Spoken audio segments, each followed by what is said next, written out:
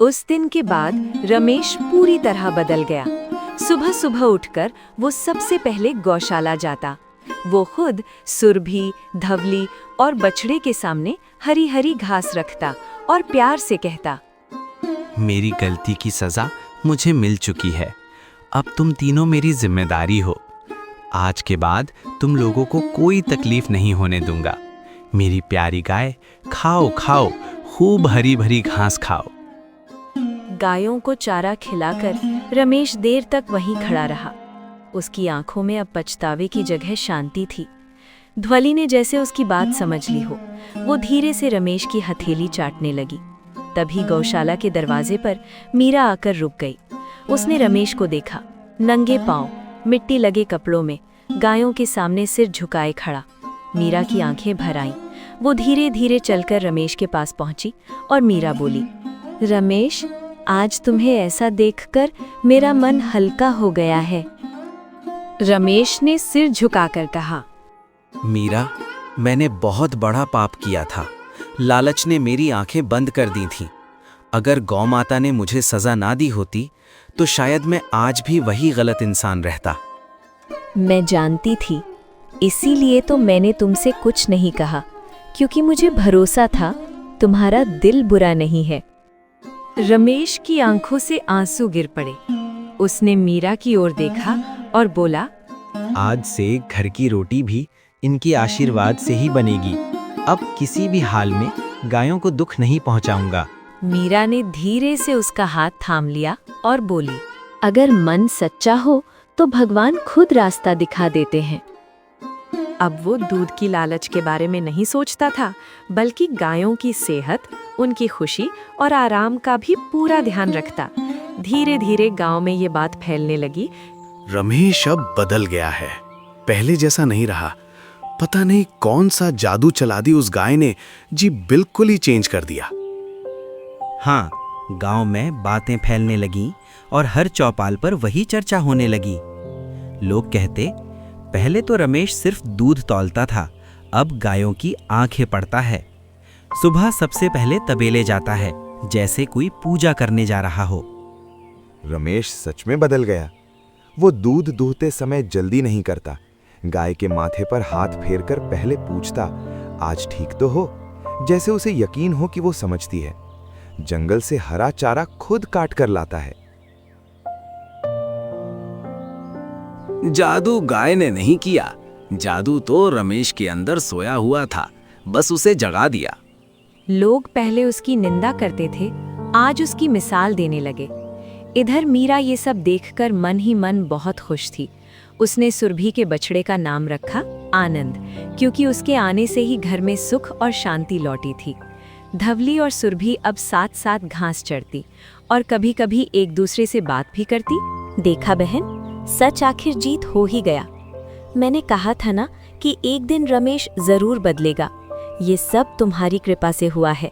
अगर उस समय तुम इस घर को छोड़कर नहीं जाती तो ये सब नहीं हो पाता। हाँ बहन, तुम बिल्कुल सही बोली। खैर, जो भी हुआ सब अच्छा ही हुआ। मैं भी यही चाहती थी कि रमेश बदल जाए, आखिर में हो ही गई। सच कहूँ ध्वली, जब तुम घर छोड़कर गई थी ना, उस दिन मुझे लगा था सब खत्म हो गया। रमेश कभी नहीं सुधरेगा।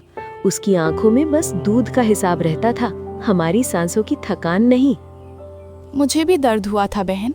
उस घर से निकलते वक्त लगा जैसे अपनी जड़ें उखाड़ रही हूँ। पर कभी कभी दूर जाना जरूरी होता है, ताकि सामने वाले को अपनी कमी महसूस हो। अब देखो ना, रमेश सुबह सबसे पहले पानी साफ करता है, फिर हमें सहलाकर पूछता है, आज ठीक हो ना? ये वही आदमी है जो कभी हमें नाम से भी नहीं बुलाता था।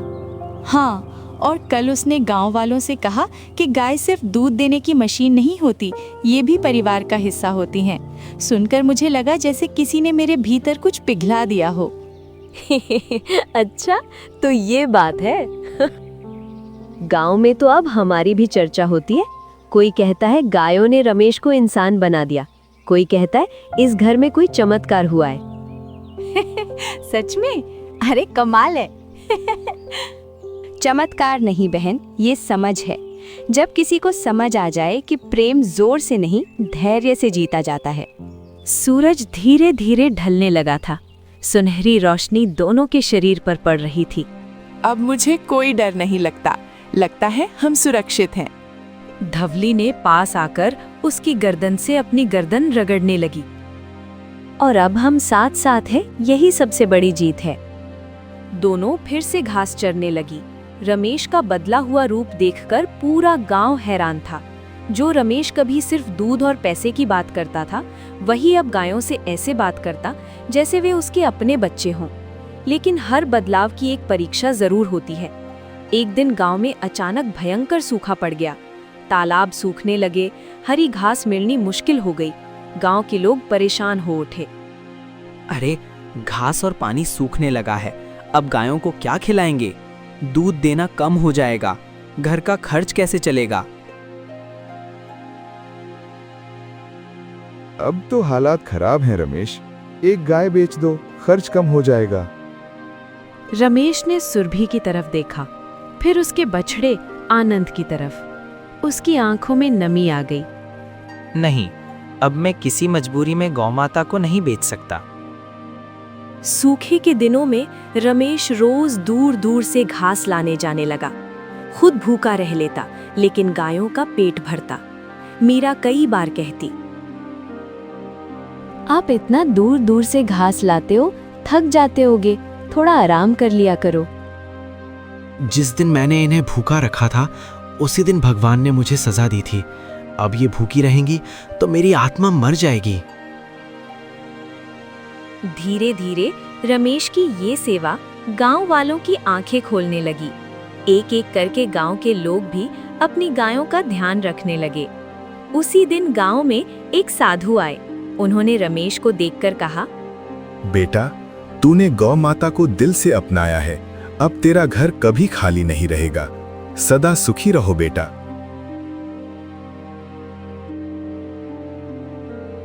कुछ ही दिनों में सूखा खत्म हुआ, बारिश हुई, खेत लहलहा उठे। सुरभि का दूध पहले से भी ज्यादा बढ़ गया।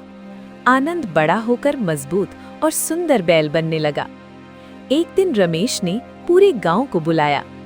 आज से इस गांव में कोई भी गर्भवती गाय भूखी नहीं रहेगी। अगर किसी के पास चारा ना हो तो मेरी गौशाला खुली है। ये सुनकर गांव में तालियां गूंज उठी। सुरभि दूर से ये सब देख रही थी। उसकी आंखों से खामोश आंसू बह रहे थे, मानो वो कह रही हो, दया कभी व्यर्थ नहीं जाती। गांव में रमेश का नाम अब इज्जत से लिया जाने लगा था। उसकी गौशाला दूर दूर तक मशहूर हो गई थी। लेकिन जहां अच्छाई बढ़ती है, वहां ईर्ष्या भी जन्म लेती है। पास के गांव से हरिहर नाम का एक व्यापारी रमेश की गौशाला देखने आया। उसकी नजर जैसे ही आनंद पर पड़ी, उसकी आंखें चमक उठीं। इतना मजबूत और सुंदर बैल, इसकी जोड़ी शहर में लगाऊं तो लाखों कमा सकता हूं। अगर इसे चुरा के ले जाऊं तो मेरा काम बन जाएगा। वो मन ही मन योजना बनाने लगा। एक रात घना अंधेरा था। गांव सो रहा था। हरिहर के आदमी चुपके से गौशाला में घुसे। सुरभि को कुछ आहट सुनाई दी। वो बेचैन होकर रंभाने लगी। आनंद डरकर माँ के पीछे छिप गया। उसी समय धवली भी जाग गई। उसने जोर से रंभाया। मीरा की नींद खुल गई। अजी जल्दी उठो, आप सुन रहे हो? गौशाला से आवाज आ रही है, जाके देखो ना, क्यों चिल्ला रही है।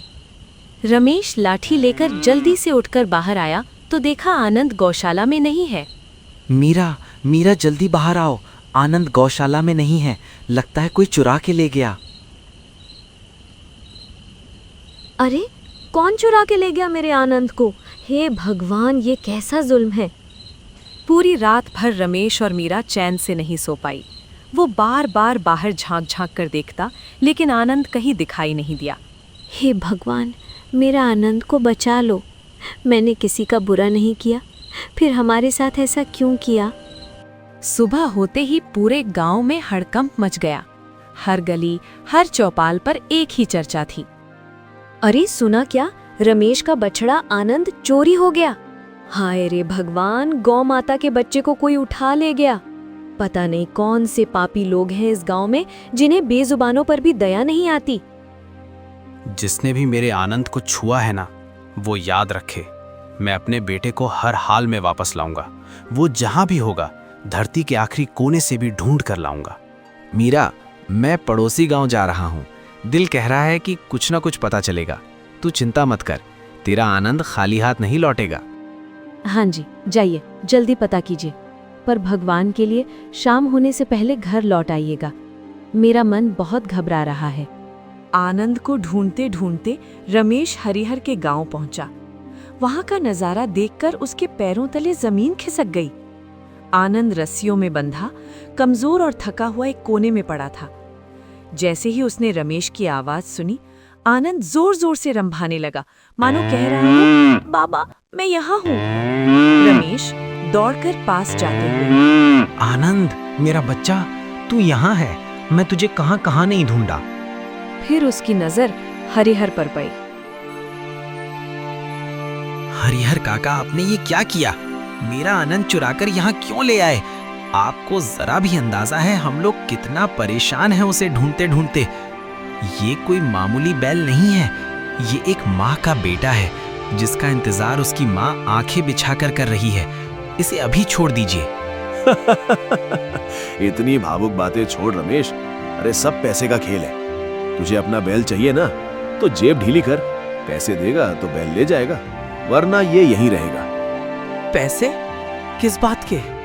तू माँ बेटे के रिश्ते की कीमत पैसे से लगाएगा? डर नहीं लगता तुझे? गौ माता का श्राप लगेगा, श्राप। उसी समय वहां शोर मच गया। गांव के सरपंच और कुछ लोग वहां पहुंच गए। ये क्या हो रहा है यहाँ हरिहर? ये बछड़ा किसका है और रस्सियों में बंधा क्यों है? सारी सच्चाई सबके सामने आ गई। हरिहर का चेहरा उतर गया। गांव वाले फुसफुसाने लगे, ये तो वही आदमी है जो गौ माता के बच्चों पर नजर रखता है। इसको तो सजा मिलनी चाहिए। मुखिया जी, आज अगर इंसाफ नहीं मिला तो समझ लीजिए इस गांव से इंसानियत ही चोरी हो गई। छी छी छी हरिहर, ये सब करते हुए तुम्हें जरा भी शर्म नहीं आई? बेजुबान बहल को चुराते हुए हाथ नहीं कांपे? याद रखो, पाप का फल यही मिलता है। तुम्हें इसकी सजा जरूर मिलेगी। गौ माता के बच्चे को कैद करना सबसे बड़ा पाप है।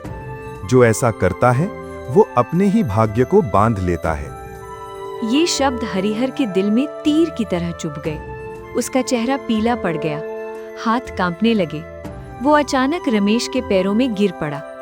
हरिहर रोते हुए बोला, रमेश भैया, मुझसे बहुत बड़ी गलती हो गई। लालच में अंधा हो गया था। मैं भूल गया था कि ये जानवर नहीं, माँ गौ का बच्चा है। मुझे माफ कर दो। मैं कसम खाता हूँ, आज के बाद कभी ऐसा पाप नहीं करूंगा। अगर सजा देनी हो तो दो, लेकिन मुझे इस पाप के बोझ से मुक्त कर दो। आज सच में मेरी आंखें खुल गई हैं। आज तक मैं सिर्फ अपने घर की गाय को अपनी जिम्मेदारी समझता था, लेकिन आज से हर गौ माता मेरी अपनी होगी। अगर किसी बेजुबान पर जुल्म होगा तो सबसे पहले मेरे सीने में दर्द होगा। इन्हीं दिनों सुरभि अचानक बीमार पड़ गई। वो उठ भी नहीं पा रही थी। दूध कम हो गया। मीरा घबरा गई। हे भगवान, ये अचानक क्या हो गया रमेश? कल तक जो सुरभि खड़ी होकर रंभा रही थी, आज उठ भी नहीं पा रही। कहीं कोई बड़ी अनहोनी तो नहीं होने वाली? डर मत मीरा, जब तक मेरी सांस चल रही है इस माँ को कुछ नहीं होगा। जिसने हमें कभी भूखा नहीं रहने दिया, आज उसकी बारी है। अब मैं उसकी सेवा करूंगा। माँ, तुम जानती नहीं, जिस दिन तुमने मुझे माफ किया था उस दिन मेरे अंदर का पत्थर टूट गया था। मैं पापी था, लालची था, पर तुमने बिना बोले मुझे अपना लिया। आज अगर तुम्हें कुछ हो गया ना माँ, तो ये रमेश खुद को कभी माफ नहीं कर पाएगा। बस एक बार फिर खड़ी हो जाओ। मैं वादा करता हूँ, कभी तुम्हें दुख नहीं दूंगा। आज से मैं दूध बाजार में नहीं बेचूंगा। ये दूध पहले उन बछड़ों का हक है जिनकी माँ कमजोर है, और उन बीमारों का जिनके लिए ये दूध दवा है। रमेश, सोच समझकर बोल रहे ना? इतनी कमाई छोड़ देगा? घर कैसे चलेगा? घर तब चलता है जब आत्मा जिंदा होती है। कमाई फिर हो जाएगी। पर अगर गौ माता हार गई ना, तो समझ लेना हमने इंसान होकर भी इंसानियत हार दी। मैं गरीबी सह लूंगा, लेकिन माँ को हारते नहीं देख सकता।